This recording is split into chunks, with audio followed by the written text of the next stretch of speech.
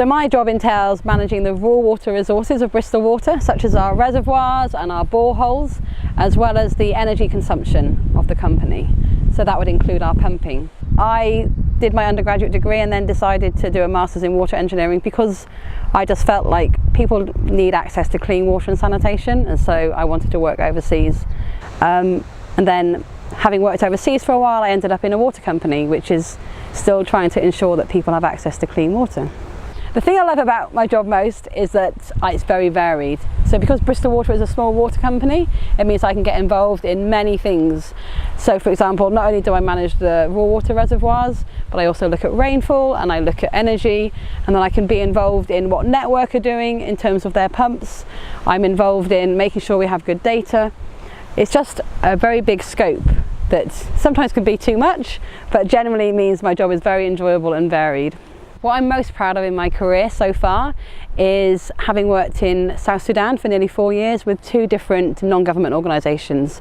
I was there as a water and sanitation project manager, bringing clean water to people and also ensuring they had safe sanitation. So that would involve drilling boreholes, or it would involve doing household sand filters. We'd also do school latrines and household latrines. And obviously the big part of that as well is hygiene promotion, so ensuring people understood why they needed clean water and why they needed a good toilet. So my advice to young women would be to investigate what engineering involves. So there's many different types of engineering: civil, chemical, mechanical. Look at what each of those are and see what is best suited to you in terms of your skills and what you enjoy.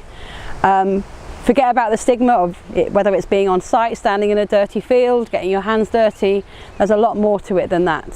What I've noticed over even the last 10 years maybe is that there are more women who are engineers who are in upper management positions now, particularly at Bristol Water, which is really encouraging for other women out there who do want to progress in their careers and maybe not stay as an engineer doing design work forever, but you can progress into upper management positions and even to director level, and that's something that I've really seen change in Bristol Water, for example, which is really positive.